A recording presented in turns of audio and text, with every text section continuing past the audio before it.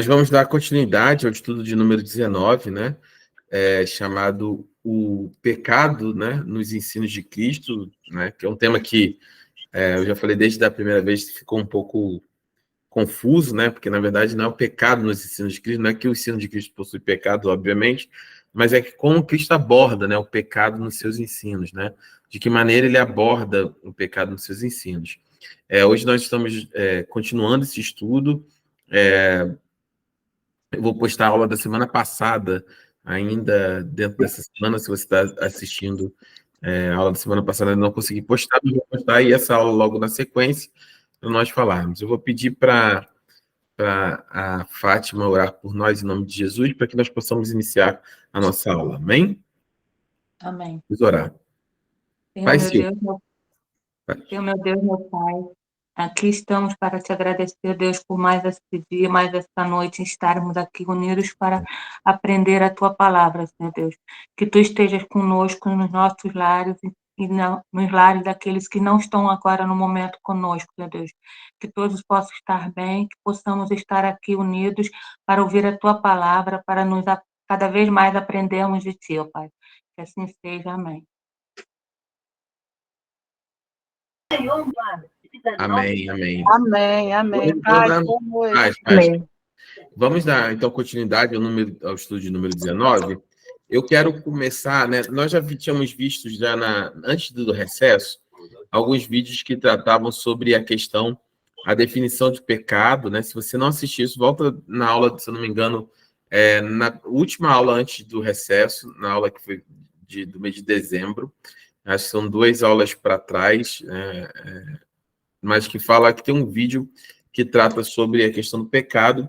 E hoje eu queria trazer uma visão também sobre a palavra transgressão, né? Pecado, transgressão e iniquidade são palavras que aparecem sistematicamente na Bíblia, mas que nós até usamos na maioria das vezes, mas temos dificuldade de definir, né, de maneira direta o que significa cada uma dessas palavras e como ela impacta no nosso entendimento sobre aquilo que a Bíblia fala, né?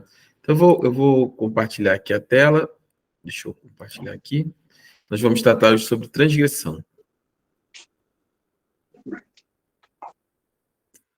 Vocês conseguem ver, né? Amém. A Bíblia fala... As pessoas pensam que a Bíblia fala muito sobre como os seres humanos são falhos. E é verdade. Também é verdade que o vocabulário da Bíblia soa estranho para nós hoje, com palavras como pecado, iniquidade e transgressão.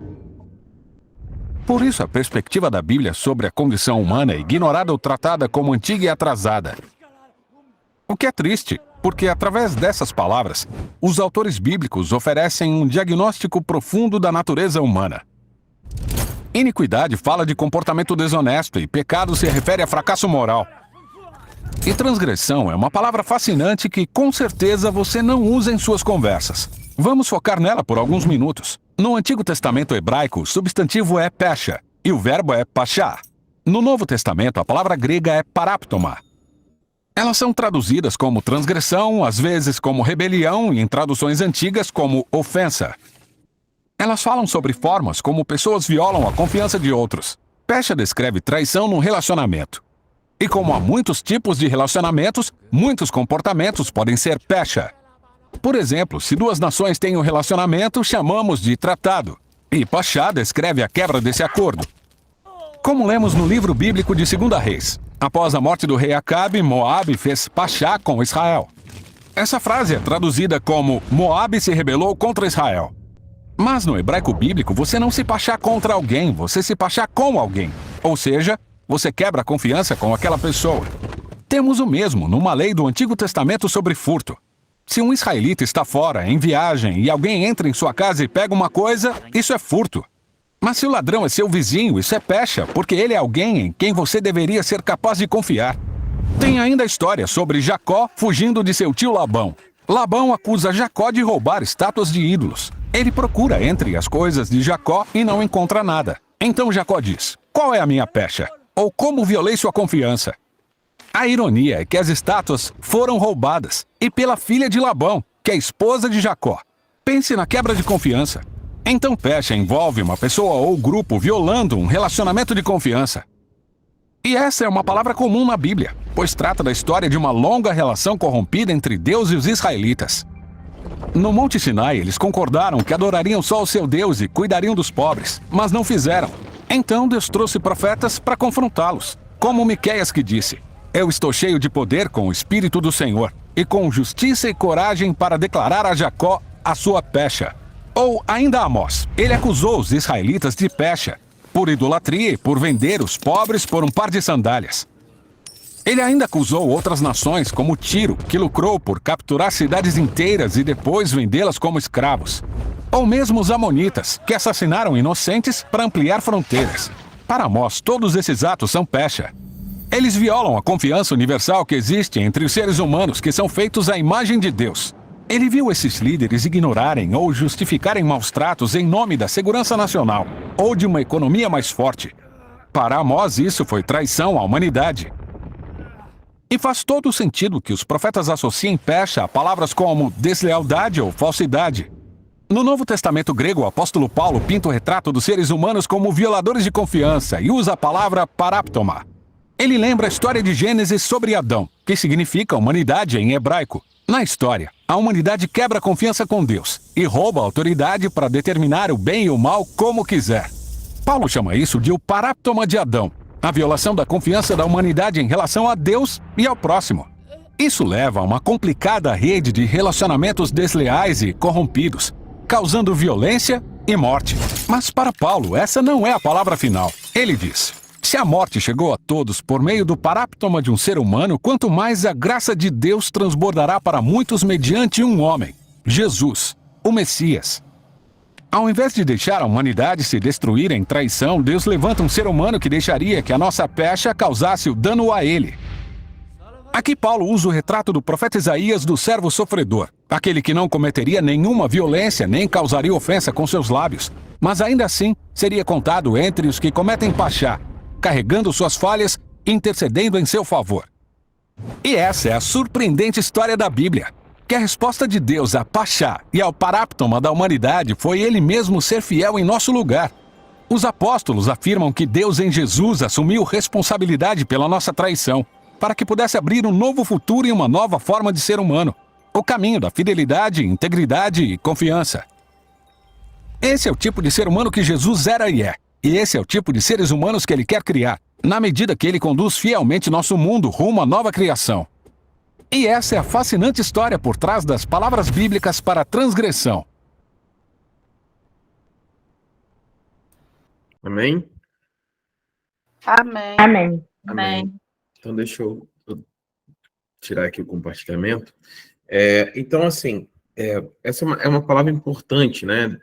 Tanto pecado quanto transgressão. Na próxima aula a gente vai ver sobre iniquidade, né? Esses vídeos do Bible Project, né? O Projeto Bíblia Project, enfim, como você quiser tratar, são importantes, assim, porque eles trazem justamente essa concepção para a gente do que significa exatamente, né, o conceito bíblico de pecado, né? Muitas das vezes, a gente tem falado isso nas últimas aulas, a gente acaba definindo só como uma ação em si, né? Uma conduta. Então, eu fazer algo, sou eu acabar cometendo algum tipo de atitude ou definindo somente a ação ou a consequência de um desejo como pecado. Mas, na verdade, o pecado ele é muito mais profundo e abrangente do ponto de vista bíblico. Ele é uma transgressão, ele é uma pecha, uma quebra de confiança, né? De maneira direta, às vezes a gente pensa, como ele dá um exemplo ali, né, do israelita que tem um objeto furtado, né, na sua casa. Se esse furto, né, ou se esse roubo, ele acontece por uma pessoa estranha, né, por uma pessoa que não faz parte do seu círculo de amizade, né, ou da sua confiança, é chato, mas existe um dano, mas esse dano é mais material do que necessariamente moral ou ético, ou de qualquer outra natureza mais profunda. Em compensação, se você sofre esse roubo, esse furto, por uma pessoa da sua confiança, dá um exemplo, alguém que você abre a sua casa para dar guarita, né? Uma melhor amiga, um melhor amigo, um parente, alguém que você confia, ou que você dá o voto de confiança para que essa pessoa entre, né, dentro da sua intimidade, e aí essa pessoa transgride, né, comete esse furto ou roubo dentro da sua casa, por exemplo, né? Isso que a Bíblia ela coloca como transgressão, como peste, é a quebra profunda de confiança. Então, quando a Bíblia trata sobre essa transgressão, ela vai tratar diretamente sobre essa quebra de confiança nossa em relação de tudo aquilo que Deus acredita e entregou por nós, crendo para que nós crescêssemos, na verdade, né, através de seu Filho, no poder que há em Jesus e na salvação que ele manifestou, para que nós colocássemos a nossa confiança, né, no nosso relacionamento com Deus e, obviamente, desse desejo do Senhor de que nós tenhamos um relacionamento íntimo e profundo com Ele. No caso, ele dá todas as condições para que esse relacionamento se estabeleça, um relacionamento de comunhão, um relacionamento de amizade, de intimidade com o Senhor, e nós, quando cometemos pecado, nós acabamos quebrando, transgredindo essa confiança, ou seja, mais do que simplesmente cometendo um ato, nós estamos quebrando a confiança nesse sentido que o Senhor nos deu de trazer cada um de nós para dentro da sua intimidade, para dentro do secreto, né, do Senhor. Então, essa percepção, vocês já tinham pensado nesse aspecto, sobre esse tipo de concepção a respeito do pecado, né? Ou se você já passou sobre esse tipo de quebra de confiança, né? Você entende claramente como danoso, né? Impacta realmente um relacionamento quando você tem esse tipo de decisão. E a partir do momento que você entende que alguém, em contrapartida, né, você confiou em alguém, ou alguém confiou em você, né? Alguém abriu as portas da sua casa, abriu algum segredo íntimo para você, enfim, confiou em você, por exemplo. Você também tem a conduta moral, né, de falar assim, olha, eu não vou contar esse segredo, eu não vou transgredir essa relação, transgredir essa confiança, porque eu não quero perder esse relacionamento, porque eu não quero perder essa confiança no Senhor, essa confiança com a pessoa, e assim também é no seu relacionamento com o Senhor. Mas vocês já tinham pensado nesse tipo de conduta, como de maneira mais abrangente significa a questão da transgressão em relação ao pecado? Podem falar, fiquem à vontade. Eu não. Não, pastor. Então, quando a gente vai ganhando a maturidade, né, óbvio que não é um peso de perfeição, né? Eu tenho falado isso nas pregações, que o cristão, antes de qualquer um se espantar com o seu pecado, ele mesmo precisa se espantar com esse pecado, né? Porque ele sabe, ele tem consciência do relacionamento com o Senhor, né? Qualquer um que já tenha passado a dor da traição, né, que seja no relacionamento, de uma amizade, né? Eu não preciso detalhar que alguém já... Acho que todos nós já passamos esse tipo de dor, né? De relacionamento, de amizade, alguém já passou? Ou só tô sozinho nessa aqui? Acho que não, né? Eu já. Quem nunca, né? Quem nunca? Quem nunca, né? E é extremamente doloroso, né? Isso marca essa sentimento de transgressão da nossa confiança, de transgressão desse relacionamento, qual seja a natureza dele, é muito dolorida, né? Então, da mesma maneira, se você também tem um excelente relacionamento com uma pessoa, você não vai querer quebrar essa confiança, né? Você tem apreço, carinho por aquela pessoa. Então, quando a gente começa a entender o pecado nesse aspecto, não é que nós deixamos de ser pecadores, porque isso é da nossa natureza, mas nós não premeditamos mais, né? Uma decisão muito mais clara, muito mais transparente dentro de nós mesmos a respeito do que a gente quer colocar em jogo em relação ao nosso relacionamento com Deus, né? Não é só uma proibição pura e simples, né? Mas é o que eu não vou deixar de pecar, entre aspas, porque eu sou proibido, mas eu vou deixar de pecar ou evitar o pecado, porque eu sei que nesse ato existe algo muito mais profundo, que é a quebra de confiança no meu relacionamento com Deus. Então, nas últimas aulas, nós falamos sobre sacrilégio do profano, né, de pessoas, lugares, objeto sagrado. Falamos sobre hipocrisia na última aula. Eu vou colocar esse vídeo no canal do YouTube, né, assim como essa aula também. E a gente falou um pouquinho sobre Mateus 23, que é um texto muito forte, né, do ponto de vista de hipocrisia, né, por parte daqueles que se dizem mestres ou doutores da lei, ou cristãos mais vamos dizer assim, no contexto de Mateus 23, nem cristão, né, no caso eram os judeus, os fariseus, que se achavam acima da lei, ou cumpridores da lei, e melhores do que as pessoas, e como a hipocrisia ela é detectada por Jesus no coração humano, né, assim como a profanação do templo em Marcos 11, a hipocrisia no coração daqueles homens é detectada por Jesus. Jesus trata isso frontalmente ali em Mateus 23. Mas Jesus trata de muitas outras coisas durante seu ministério, né? Ele trata sobre a avareza. Vamos abrir as Bíblias, por favor? Lucas, capítulo 12, versículo 15. Deixa eu utilizar aqui para abrir a NVI.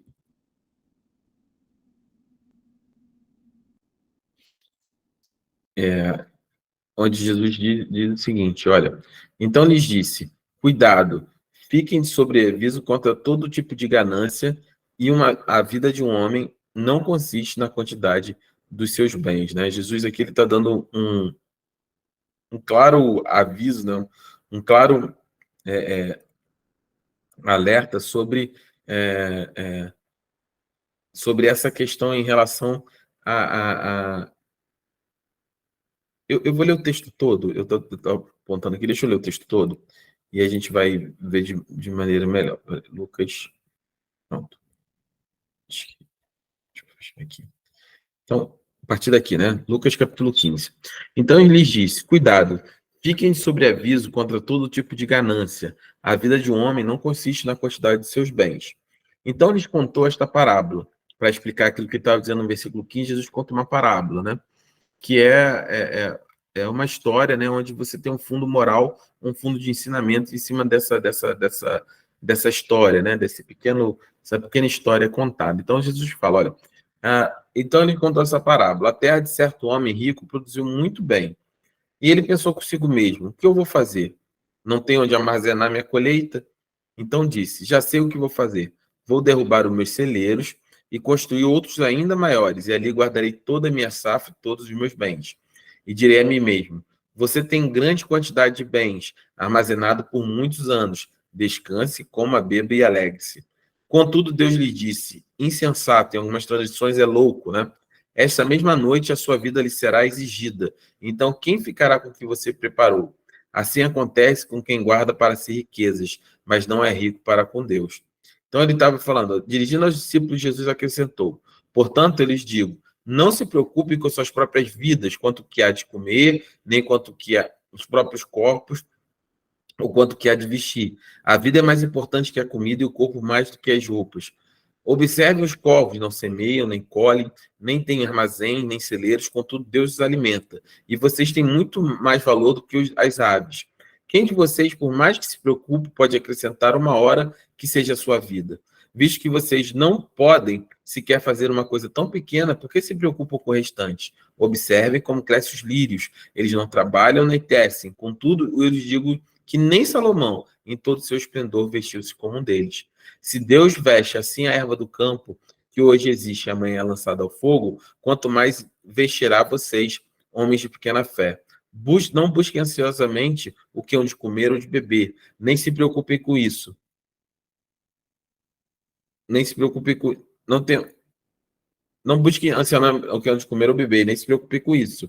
Pois o mundo pagão é que corre atrás dessas coisas, mas o Pai sabe do que vocês precisam dela. Busquem, pois, o reino de Deus, e essas coisas lhes serão acrescentadas. Não tenham medo, pequeno rebanho, pois foi do agrado do Pai dar-lhes o reino.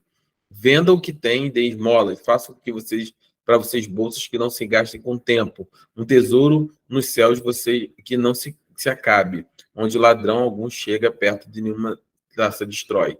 pois onde tiver o seu tesouro, ali também estará o seu coração.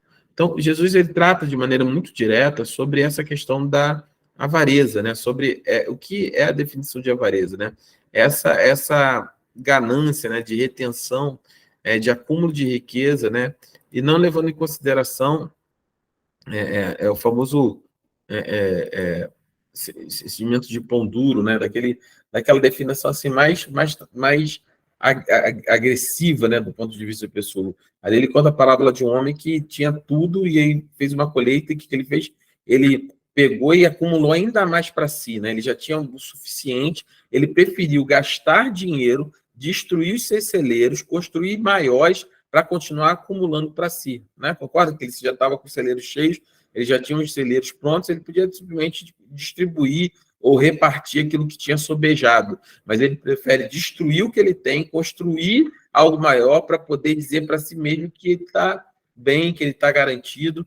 E aí Jesus fala de maneira muito clara na palavra, fala, olha, o Senhor fala para ele, louco, essa noite ainda pedirão a sua alma. A verdade é que nós não sabemos, né, o tempo que nós temos de vida, né, qual é o tempo que o Senhor separou para nós. Então, o cristão, ele vive, obviamente, você tem que ter responsabilidade com suas contas, com a sua vida, com tudo aquilo que você tem, né, ao seu redor, mas também nós não podemos perder de vista que como Jesus coloca ali, nós juntamos tesouros, não é aqui na terra, né? É no céu. Então, nós somos mordomos, né? Daquilo que o Senhor nos dá, e nós devemos ter um coração imbuído, né? Investir para que as coisas aconteçam dentro daquilo que Deus estabeleceu como plano para a sua igreja e para a necessidade que tem. Contudo, eu faço aqui um alerta, né? Em relação a isso, porque muitas pessoas, né? Engraçado, né? Que ali fala das coisas que serão acrescentadas, né? E quantas vezes a gente vê pregações que tratam sobre isso, desse texto de Lucas, né? E usam isso para uma teologia de prosperidade. Não, olha, crê, porque todas as coisas, Jesus falou que todas as coisas vão ser acrescentadas, é a promessa. Não, é óbvio que serão acrescentadas quando nós buscamos, e Jesus é claro, o reino dos céus, né? E buscar o reino é justamente fazer a vontade, né? Que o Pai designou, falar do seu amor, pregar a sua palavra, darmos tempos em oração, alcançarmos o perdido, mas as pessoas acabam caminhando, né, para um acúmulo de riquezas ou para uma necessidade, um desejo de acúmulo de riquezas que é muito diferente daquilo, justamente o contrário daquilo que o texto está dizendo, né? O texto diz claramente que nós não devemos andar ansiosos, preocupados. É óbvio que isso é muito difícil a respeito do amanhã, mas ao mesmo tempo nos instiga, né, a termos essa confiança no Senhor, que é o Senhor quem cuida de você, é o Senhor quem cuida da sua vida, e é o Senhor que vai prover todos os dias. Às vezes a gente está tão preocupado com o amanhã, e o resumo ali da parábola nós nem sabemos se temos o amanhã, né? Nós nem sabemos se temos efetivamente mais um dia, mais uma hora de vida, né? Então, a avareza, ela não é simplesmente a pessoa fala assim, não é só a pessoa que guarda o dinheirinho, que é controlada no dinheiro, não. É ser sovina, né? É ser mesquinho, é ter para abençoar e não fazê-lo, né? É aquela pessoa que eu estava até, não sei se minha esposa lembra disso, esposa, que a gente estava almoçando no self-service, né? E aí a gente estava no self-service, um casal pagando, e aí o senhor vira para a esposa ou para uma pessoa que estava acompanhando, não sei, identifiquei só, peguei de relance a conversa na fila, e aí fala assim para uma senhora, fulana, mamãe, algo assim, era uma senhora bem mais velha, e ele, o senhor, ele fala assim, mamãe, algo assim do tipo, você tem trocado aí, porque eu estou com R$ 5 e eu só queria dar 2 para o guardador do carro.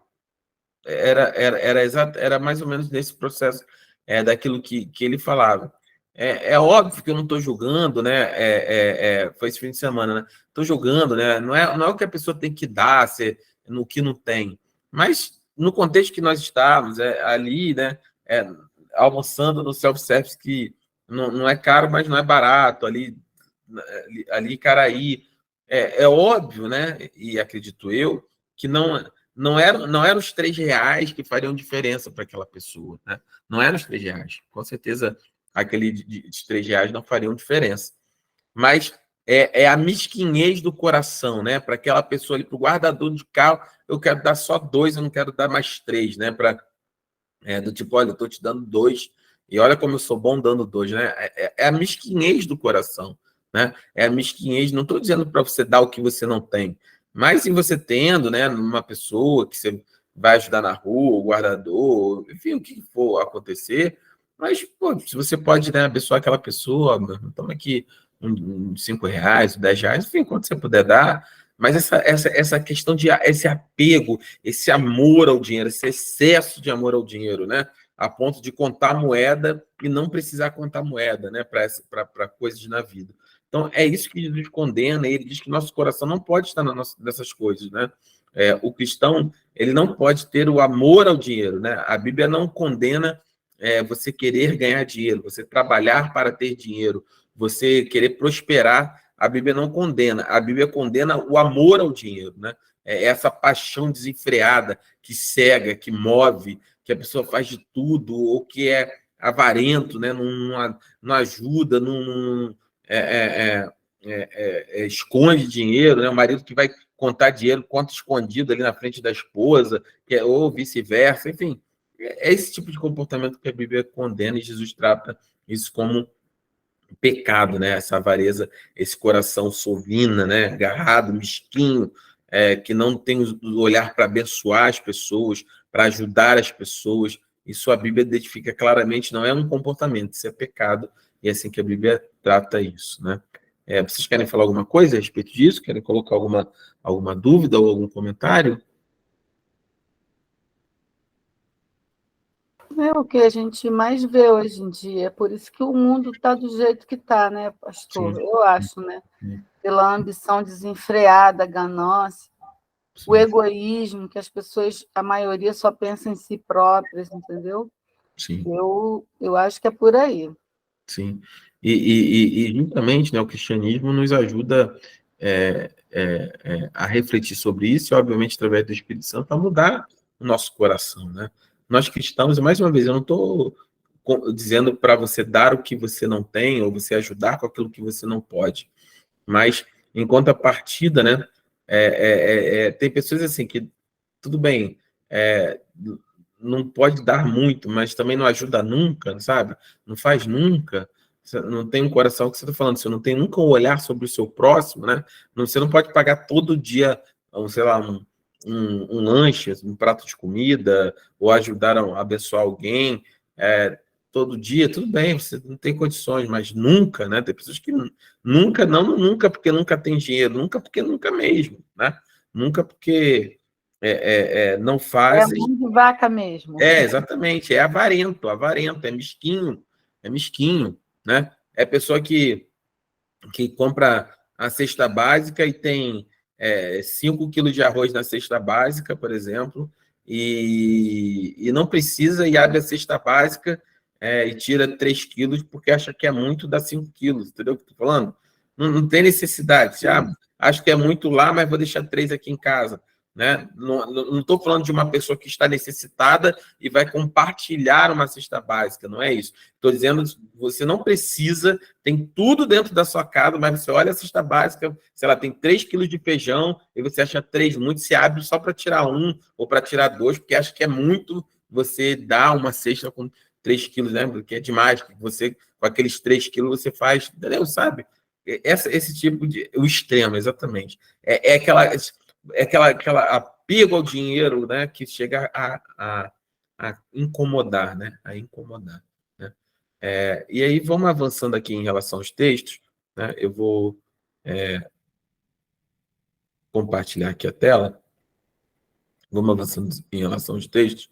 Deixa eu ver se eu consigo compartilhar a janela. Fica melhor assim. E aí, a gente vai falar sobre a blasfêmia, né, de Mateus 12. Alguém está com a Bíblia que pode ler do 22 ao 37? Mateus? Capítulo 12, 22 ao 37. Espera aí que eu vou procurar aqui.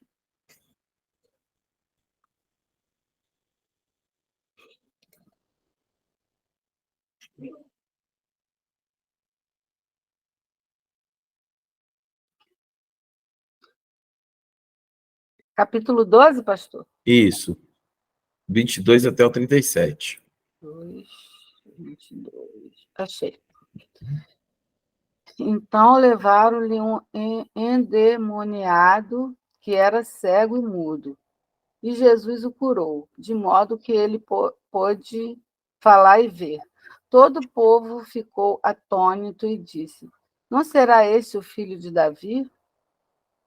Mas quando os fariseus ouviram isso, disseram: É somente por Beelzebu, o príncipe dos demônios, que ele expulsou demônios.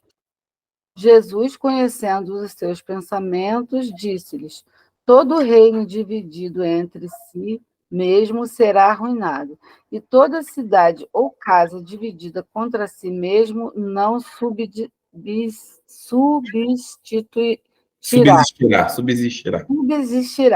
Uhum. Satanás expulsa Satanás, esse está dividido contra si mesmo. Isso. Como? Então subsistirá o seu reino. E se eu expulso demônios por Beelzebu, por quem os expulsaram os filhos de vocês? Por isso, eles mesmos serão juízes sobre vocês. Mas se é pelo Espírito de Deus que eu expulso demônios, então chegou a vocês o reino de Deus. Ou como alguém pode entrar na casa do homem forte e levar dali seus bens, sem antes amarrá-lo. Só então poderá roubar a casa dele. Aquele que não está comigo está contra mim, e aquele que comigo não ajunta, espalha. Por esse motivo eu lhe digo: todo pecado e blasfêmia serão perdoados aos homens, mas a blasfêmia contra o Espírito não será perdoada. Todo aquele que disser uma palavra contra o Filho do Homem será perdoado, mas quem falar contra o Espírito Santo não será perdoado, nem neste e nem nesta era e nem na era que há de vir. Considerem uma árvore boa dá bom fruto, uma árvore ruim dá fruto ruim, pois uma árvore é conhecida por seu bom fruto. Raça de víboras, como podem vocês que são maus dizer coisas boas? Pois a boca fala do que está cheio o coração. O homem bom, do seu bom tesouro, tira coisas boas, e o homem mau, do seu mau tesouro, tira coisas más. Mas eu lhes digo que, no dia do juízo, os homens haverão de dar conta de toda palavra inútil que tiveram falado. Por suas palavras você será absorvido, e por suas palavras será condenado. Então, até aqui. Uhum. Então, Amém. Jesus está tratando claramente sobre a questão da blasfêmia, né? De como essas pessoas elas blasfemavam, né? Ou falavam de maneira, vamos dizer assim, né? Agressiva, né? Insultando a divindade de Deus, insultando aquilo que era sagrado, né? Falando de Jesus, dizendo claramente para Jesus: olha, Jesus ele expulsa demônios porque ele é filho do demônio, ele está a serviço de Satanás, está a serviço de Beelzebu. Jesus, conhecendo o coração daquelas pessoas, Jesus coloca claramente, fala: olha, um reino dividido, uma casa dividida, ela não fica de pé, ela não subsiste, ela não fica unida, né, inteiriça. Então, se eu estou expulsando Satanás em nome de Satanás, o reino está dividido, né? É a mesma coisa que você tem um país, vamos dizer que o sul quer separar do norte. O país vai ficar inteiro? Não, o país vai ficar dividido. Ele não subsiste, tudo entra numa guerra, tudo declina, né? Tudo cai, tudo é destruído. E aqueles homens estavam blasfemando, né? Falando o que é blasfêmia? É falar, é insultar aquilo que é sagrado, aquilo que é sagrado, né? Insultar a própria natureza de Deus nesse aspecto. E aquilo que aqueles homens fazendo, e Jesus coloca ali, e eu quero abordar sobre a blasfêmia do Espírito Santo, né? Nós já falamos sobre isso aqui em outras ocasiões, né? E muita gente fala o que seria a blasfêmia do Espírito Santo. que é blasfemar contra o Espírito Santo, né? Como a gente falou, né, a blasfêmia é justamente esse insulto, né? Você atacar, né, diretamente, né, a divindade de Deus, né, a natureza de Deus. E em 1 João ele dá uma visão muito clara sobre isso, quando ele fala, olha, se alguém diz que não tem pecado, né? E porque Jesus ele atrela a blasfêmia contra o Espírito Santo a não ter perdão, né? A condenação eterna. E João fala na primeira carta de João, não no Evangelho, mas na primeira carta, ele fala sobre isso. Ele fala, olha, se alguém diz que não tem pecados, essa pessoa faz de Deus mentiroso, porque o homem tem pecado, né? E quem convence o homem do pecado, da justiça e do juízo, né? Da sua condição de miserabilidade, da execução do juízo de Deus que virá, né? E da justiça que é reconhecer que Jesus morreu de forma inocente por nós na cruz, e o seu sacrifício ele é suficiente, né? O seu sacrifício substitutivo na cruz, ele é suficiente para nos trazer de volta para Deus. Então, o ministério do Espírito Santo é o ministério desse convencimento do homem. Então, se é o próprio Espírito que nos convence disso, e se alguém diz que não tem pecado, que não confessa o Senhor com sua boca, não reconhece Jesus como Senhor e Salvador, por consequência, faz aquilo que João diz na primeira carta, no seu capítulo 1. Ele diz que resiste que não tem pecado, ou seja, se você reconhece que você tem pecado, automaticamente você reconhece que é pecador, e como pecador você reconhece que precisa de Deus. Esse é o nosso processo natural de conversão. Entender que sem Cristo nós estamos mortos, nós estamos perdidos. Quando a pessoa resiste a isso, ela está dizendo, como João diz, olha, que Deus é mentiroso, porque Deus, o Espírito está o tempo todo apontando que você é pecador, e a pessoa está ali, que você precisa de Cristo e está ali. Quando você diz que Deus é mentiroso, né, obviamente, nesse contexto, é a blasfêmia contra o Espírito Santo, e para isso não tem salvação, porque você não tem como a pessoa ser salva se ela não reconhece seu estado de miserabilidade. E se esse estado é verdadeiro e é o Espírito que nos convence, se a pessoa resiste a isso, ela chama o Espírito de mentiroso, né, ou quer classificar ou blasfema contra o Espírito como mentiroso. E Jesus fala, contra esse tipo de pecado, não existe a menor chance da pessoa obter salvação, porque ela não vai alcançar salvação, porque simplesmente ela não tem condições de ser salva, porque ela não reconhece seu estado de miserabilidade. Então, é nesse contexto que Jesus... Oi. Eu vejo, às vezes, as pessoas falando, só se eu estiver grávida do Espírito Santo. Isso é uma blasfêmia, não é? Contra o Espírito Santo. Às vezes eu vejo e falo, meu Deus, como é que a pessoa pode falar um negócio desse? Exatamente, assim, é óbvio que para nós é uma blasfêmia, nos agride, mas eu vou usar justamente esse processo, né? Da pessoa que falou isso, aí amanhã depois vai dizer que ela venha se converter, por exemplo, né? Mas eu blasfemei lá atrás contra o Espírito Santo e nunca vou ser salvo, né? No contexto do texto. Não é isso que está dizendo aqui, né? O contexto de blasfemar, de atacar, é muito mais profundo no sentido de, não é somente uma frase a esmo, mas essa resistência no coração do homem, da mulher perdida, onde claramente o Espírito ministra para todos. Deus declarou ao mundo através das... Lembra das aulas de revelação? A revelação geral era tudo que Deus criou, e a revelação específica é a sua palavra, né? Jesus é a face visível do Deus invisível. O próprio Deus se vê ao mundo para dizer que nós precisávamos dele, que sem ele não poderíamos nada, que ele era o caminho, a verdade e a vida. Foi e mandou o Consolador, o Paracleto, para nos convencer, para nos chamar à salvação, né? E mesmo assim, as pessoas se mantêm resistentes no seu coração. E aí cai no que João diz, que é aquele que diz que não tem pecado, porque a pessoa... Você entende o seguinte, qual foi a passo mais difícil para todos nós aqui? Para aceitar Jesus, foi justamente reconhecer, a coisa talvez mais difícil, e só o cristão nascido de novo tem essa consciência, é justamente reconhecer que você é pecador, não é isso?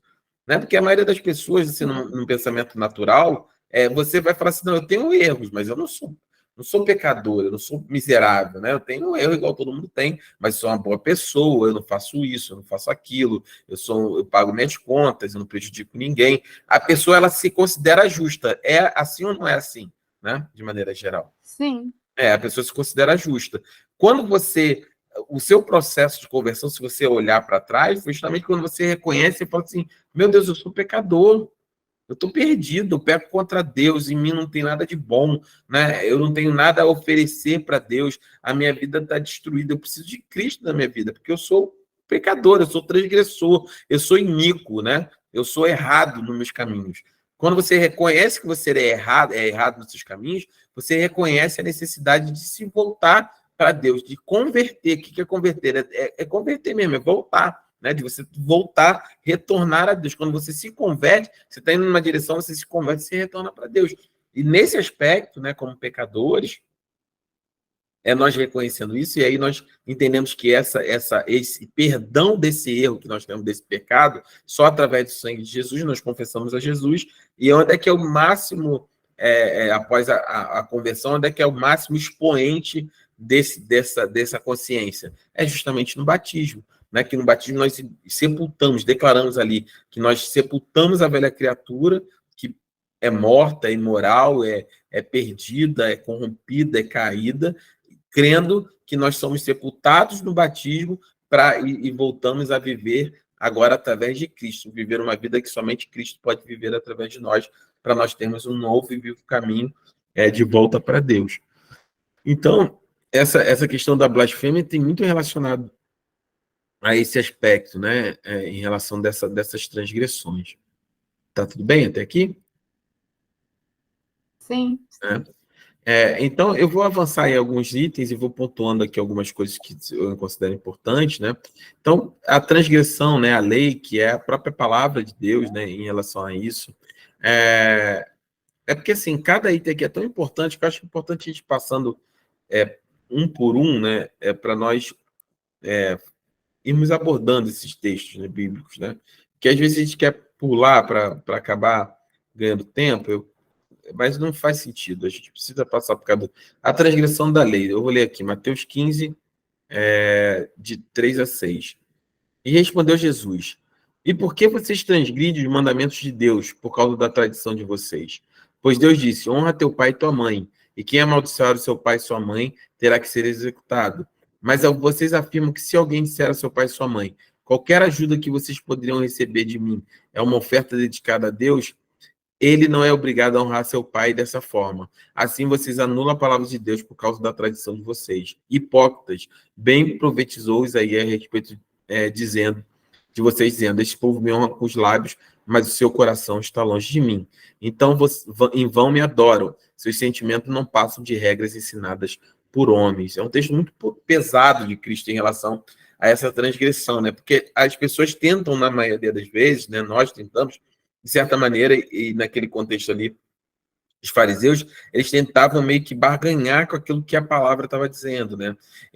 A Bíblia, Jesus está falando assim, vocês se acham tão perfeitos, e a palavra, a lei, né, diz que você deve honrar o seu pai e sua mãe. Mas vocês dizem o seguinte, se eu dou para Deus, se eu dou uma oferta para Deus, honrar é honrar mesmo financeiramente, é cuidar do seu pai e da sua mãe, né? E ele fala, mas se eu dou uma oferta para Deus, então eu não preciso mais ajudar meu pai e minha mãe, porque é o dinheiro que eu ajudaria, aquilo que eu honraria, né, meu pai e minha mãe, né, eu estou dando, eu estou ofertando, né, para o Senhor, então eu não preciso mais, né, e aí Jesus confronta ele, fala, olha, vocês estão transgredindo a lei, e ele cita esse texto poderoso de Isaías, que fala, olha, bem que Isaías profetizou a respeito de vocês, um povo que me honra com os lábios, mas o coração está longe de mim. Então, se você só... As pessoas, se nós entrarmos como cristãos, né, no processo de somente da boca para fora, né, tem pessoas que da boca para fora são crentes, aleluia, é o poder, é glória a Deus, é o Espírito Santo. Mas lembra que a gente estava falando lá atrás, 2 aulas atrás, sobre o sepulcro caiado, né? Na verdade, na aula passada sobre o sepulcro caiado, sobre aquilo que tem aparência de vida, mas por dentro é morte. Por isso que a gente fala, caminha com a pessoa, não adianta a pessoa dizer que é crente, dizer que faz tudo certinho, mas na vida dela, será que ela cumpre de maneira efetiva aquilo? Será que Deus te determinou? Será que ela realmente cumpre com sua vida, né? Adora a Deus com o seu coração, você cumpre os seus ensinos, né? Medita na palavra do Senhor, guarda a palavra do Senhor, né? Não adianta você ter a boca maior do mundo para falar sobre a sua fé em Deus, mas o seu coração está longe dele, não realiza aquilo que Deus determinou dentro da sua palavra. Então, Jesus vai avançando aí em relação aos textos, né? Ele vai falar sobre orgulho, sobre que é um tema também que é fundamental, né? Deixa eu voltar aqui, que eu vou gerando aqui a tela, e aí vocês vão acompanhando, que eu vou no texto. Então, o orgulho, Mateus 20, de 20 a 28. Deixa eu ver aqui, Mateus 20, de 20 a 28. E tal texto de Jesus diz o seguinte, olha, então aproximou-se, e tudo isso são os ensinos do próprio Jesus, aqui não tem nenhum tipo de interpretação, é o que Jesus está dizendo claramente. Ele diz assim, olha, então aproximou-se de Jesus, a mãe dos filhos de Zebedeu com seus filhos e prostrando... Então, aproximou-se de Jesus, a mãe dos filhos de Zebedeu, com seus filhos, e prostrando-se, fez-lhe um pedido. O que você quer? Perguntou ele. E ela respondeu, declara que no teu reino estes meus 2 filhos se assentarão, um à tua direita e outro à tua esquerda. E disse-lhe Jesus, vocês não sabem o que estão pedindo. Podem vocês beber o cálice que eu vou beber? Podemos, responderam eles. E Jesus disse, certamente vocês beberão do meu cálice, mas ao sentar-se à minha direita ou à minha esquerda, não cabe a mim conceder. Este lugar pertence àqueles para quem foram preparados por meu Pai. Quando outros 12 ouviram isso, ficaram indignados com os 2 irmãos. E Jesus os chamou e disse, vocês sabem que os governantes das nações os dominam e as pessoas importantes exercem poder sobre elas. Não será assim entre vocês. Pelo contrário, quem quiser tornar-se importante de vocês deverá ser servo. E quem quiser ser o primeiro deverá ser escravo. Como filho do homem que não veio para ser servido, mas para servir, dar a sua vida em resgate de muitos. Então, Jesus ele deixa muito claro qual é a estrutura, né, daquilo que Jesus ele estabelece para o seu reino, né? O orgulho daqueles discípulos, né, daquela mãe ali que faz aquele pedido, olha, eu quero garantir, eu quero que o Senhor declare que vindo do teu reino, esse meu filho vai se sentar à sua direita e esse outro à sua esquerda. E Jesus fala assim, você não sabe nem o que vocês estão pedindo. Para chegar no local da minha exaltação, onde eu vou chegar, vocês vão beber do mesmo cálice, né, que eu do meu trono, que eu vou passar, e ele fala, podemos beber, a gente pode beber. Quer dizer, não tinha a menor dimensão do que eles estavam falando ali. E Jesus fala, certamente que você nem dá atenção, fala, certamente que vocês vão beber do meu cálice. Se referindo à ceia, né, do cálice do sangue, que seria estabelecido na ceia, certamente vocês vão beber do meu cálice. Mas você não tem, sabe, não cabe a mim nem decidir isso, cabe ao meu Pai a decidir essas coisas para aqueles que ele preparou. Então, o orgulho, né? E aí Jesus dá uma declaração muito poderosa, ele fala, no reino de Deus, no reino dos céus, quem quer ser maior, você pode ser maior. Pode ser o maiorzão, mas o maiorzão no reino é aquele que serve, não é aquele que é servido. O maior no reino é aquele que se faz servo dos seus irmãos. Por isso que a gente falou no domingo, eu tratei muito claro sobre isso na pregação de domingo, né? A gente vive um tempo, não a maioria das igrejas, vou até repetir, não a maioria das igrejas, né? Existem muitas igrejas sérias, mas as grandes igrejas, no sentido de que estão na mídia, os grandes eventos, as grandes massas, né, de maneira geral, onde os líderes, né, os que são, entre aspas, os maiores, no sentido de estarem à frente, de terem destaque, de estarem liderando suas congregações, né, liderando suas igrejas, eles se tornaram pessoas que têm no seu coração, na grande maioria, acham que as pessoas têm que servir, né? Se sentem no direito de cobrar, né? Eu particularmente, como pastor, eu tenho assim uma resistência frontal a falar, porque o ministério exige muito, porque cansa, porque é um peso, porque é isso. Não, meu irmão, deixa eu falar para você como seu pastor, né? É pesado como qualquer outra atividade na vida, toma tempo, requer planejamento, requer dedicação, requer uma série de coisas.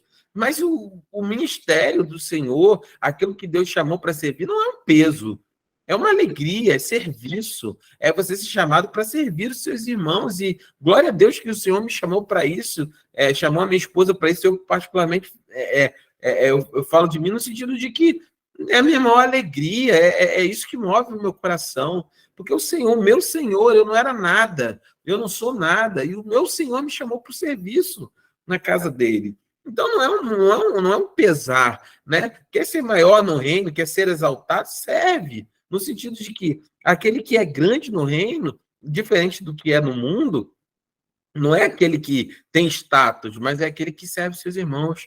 Sirva em amor, sirva com gratidão. Faz aquilo que Deus te chamou com o coração para Deus. O Senhor há de recompensar. Mas ele fala claramente, né, no versículo 27, quem quiser ser o primeiro deverá ser como escravo. Qual é a definição de escravo? É aquele que não tem nem mais a sua vontade, que está entregue, né, que está rendido. Né? Então, esse é o sentido de serviço na igreja. Quando nós lá, como corpo diaconal, aqui na aula está praticamente a diaconia e as obreiras, né, voluntárias, né? Quando nós vamos lá para o serviço na ceia, para o serviço no culto, para o serviço na porta da igreja, a alegria tem que estar presente, não pode ser um peso, né? Não pode ser algo que você, hoje eu tenho que ficar na porta. Não é ser assim descolado da realidade, tem que fingir que é alegre. Não é isso. Não é fingir que está alegre, não é fingir, não é forçar um sentimento, mas é ter um entendimento profundo de que o Senhor te chamou para algo. O Senhor te chamou para servir os seus irmãos, né? O Senhor te chamou para estar ali na igreja, para a gente ministrar a igreja. Tantas pessoas que chegam ali precisando de uma oração, precisando de uma palavra, precisando de um abraço, precisando de um carinho, né? E que a gente está ali para servir essas pessoas. Então, o orgulho não faz parte do reino.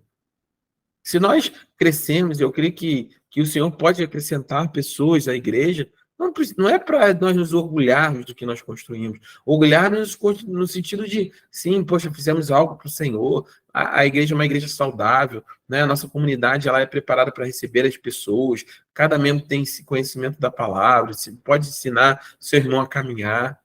Né? Mas não é um orgulho do tipo, eu quero ser. E as pessoas estão. É tão clara as escrituras para as pessoas aceitarem esse tipo de comportamento. Pessoas se declarando altos cargos, né? Querendo altas honrarias.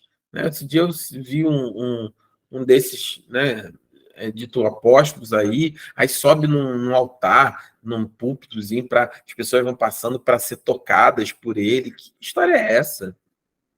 Né? Não, porque é o poder de tocar nas pessoas, de abençoar. Não, tudo bem, vamos orar, vamos abençoar, eu posso orar pela sua vida, vamos orar, né? O Senhor fala que nós devemos orar aos enfermos, às necessidades com a imposição de mãos, mas no orgulho não é exaltação do homem, não é que o poder está em mim ou está em qualquer outro, não, o poder está no Espírito.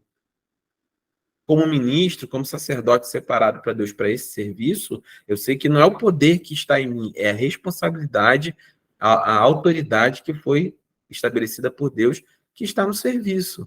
Então, vou impor as mãos, não é no poder que há em mim. Eu vou orar crendo que o poder porque eu sou consagrado, separado, não. O coração tem que ser humilde, não, eu sou servo. Eu vou orar, né? Eu vou pedir crendo que o meu Senhor há de ouvir a oração e há de atender a necessidade no coração do irmão, porque eu estou orando. Então as pessoas deturpam o evangelho de uma maneira tão complexa, né? Se exaltam de maneira tão clara, e que eu falo, absolutamente nada é novo no reino. Desde a época do próprio Jesus, que é um episódio frontal, né? Com Jesus. As pessoas queriam ser grandes, querem ser os maiorais, querem ser... Mas um coração quebrantado para o Senhor, coração quebrantado, não é você ser servo, você servir, você não ter orgulho, sem você ser bobo, né? Pelo contrário, é engraçado que como eu vejo que como as pessoas que tentam ser orgulhosas, elas que acabam se envolvendo nessa estrutura ministerial também, movida por isso, né, de exaltação do homem, elas que acabam sendo bobas, né, porque elas são usadas, são manipuladas, são exploradas, né, trabalham incansavelmente, loucamente, né, para servir a família pastoral, para servir aos líderes da igreja, né, e no final do dia, na verdade, é quase que uma casta, né, de pessoas, né? Você entra lá, o pobrezinho na igreja, rala, mas na hora de sair para jantar, quem vai é o empresário, né? Que vai na casa do pastor, né? Quem vai na casa do pastor é o empresário, é o cara rico da igreja, né? Ninguém vai lá pegar o irmãozinho lá que vai, né, na igreja, vai levar para casa para jantar. E porque essa é a cultura que está se permeando no meio da igreja, né? Onde as pessoas se tornaram superstar, né? Do evangelho. E Jesus, ele é muito claro, ele fala, olha, o primeiro no reino é aquele que serve. Se faça como escravo. Submeta à vontade do Pai. Como eu estou me submetendo. Você vê que Jesus fala, Jesus poderia, tinha autoridade para falar, não, eu que vou decidir, mas não é agora, ou eu que vou decidir, ele fala, não, que o Pai preparou. Que Jesus veio para se submeter, para mostrar, para dar o modelo. Jesus veio para se submeter como servo à vontade do Pai. Ele fala, é o Pai que vai decidir essas coisas. Só digo uma coisa, no reino, quer ser grande, sirva. Quer ser o maior, se torne escravo do reino, do evangelho, da palavra, do serviço. Então, o nosso coração, para que nós que estamos no ministério, né, não pode ser pesado. Não é para ser pesado. É para ser graça, é para ser uma bênção, né? Eu posso testemunhar do que eu vivo, né? Não é uma exaltação. Eu posso testemunhar aquilo que eu vivo. Meu coração se alegra quando eu tenho que dar aula na terça, quando eu tenho que estar no culto de quinta, quando eu tenho que estar domingo cedo na igreja, cuidar das coisas. Ah, mas é cansativo? É, sim, cansativo. É cansativo como sair cedo para ir à praia, é cansativo como cortar a, a, a grama, né, em casa, sei lá, qualquer atividade, porque você está abrindo mão de um tempo que você teria, né, entre aspas, para fazer outras coisas, ou estar descansando, lazer, para fazer uma atividade para a igreja, para cuidar da igreja, para se dedicar à igreja. Mas não é um peso, é uma alegria, né? É um coração, nós temos que ter um coração para o Senhor, porque é um chamado que Deus nos chamou para sermos cooperadores daquilo que Ele está fazendo na humanidade, na eternidade. Então, assim, às vezes, porque aí para se vitimizar, né, para se exaltar, né, aquele falso orgulho, né, aquela falsa humildade, porque é um peso ser pastor, é um peso. Não, irmão, não é isso, não é isso. É desafiador, é cheio de percalços, mas quem fala isso é porque não confia naquele que chamou. Cada um de nós aqui, se Deus te chamou, confia naquele que te chamou. Porque aquele que te chamou, ele é que vai te dar os recursos. Aquele que te chamou, é ele que vai te sustentar. Aquele que te chamou, é ele que abre portas onde não existem portas. Aquele que te chamou é que vai operar o sobrenatural ao redor da sua vida, do seu chamado, do seu ministério. Porque ele é o Senhor, ele é o seu Senhor. Entende como é que a gente... O reino, o evangelho, ele é completamente o inverso do que a gente vive no mundo, e isso está permeando a igreja. Isso destrói pessoas, destrói vidas, destrói uma série de situações, porque gera um ambiente de pessoas ainda mais orgulhosas, ainda mais, né, um passando por cima do outro, um querendo se exaltar ao outro. Que eu falei, ninguém quer mais hoje esperar 10 anos, 20 anos, 5 anos, para conhecer da palavra, para crescer dentro da igreja. Não, então o cara acha que você tinha 6 meses de crente e acha que sabe tudo. Já ouvi, né, de diversas pessoas, porque eu estou na minha jornada, como se ela fosse especial, está numa jornada com Deus, então eu tenho a minha jornada com Deus, né? A gente vai falar na carta aos Coríntios, lá que a gente está estudando sobre isso, aqueles que se acham falam direto com Cristo. Não, meu irmão. A sua jornada com Deus é a jornada dentro da igreja. Deus estabeleceu uma forma de você crescer e avançar no seu relacionamento com Ele. E não é você fazendo o que quer, pulando de igreja em igreja, você decidindo as coisas. Não, não é isso. É se submetendo à igreja, ao corpo de Cristo, ao aprendizado, ao ensino, sentando, ouvindo, meditando, confrontando, abandonando, construindo, edificando. E aí, a partir daí, as coisas acontecem. Então, o orgulho não faz parte do reino de Deus. Um coração soberbo não é o que agrada o Senhor. Que nós possamos meditar nisso nessa aula. Eu não vou avançar de maneira ágil com essa aula. Eu acho que é importante eu passar item a item, porque aqui não é o Senhor tratando diretamente dessas coisas, o próprio Cristo, o Filho do Deus vivo, tratando sobre essas coisas.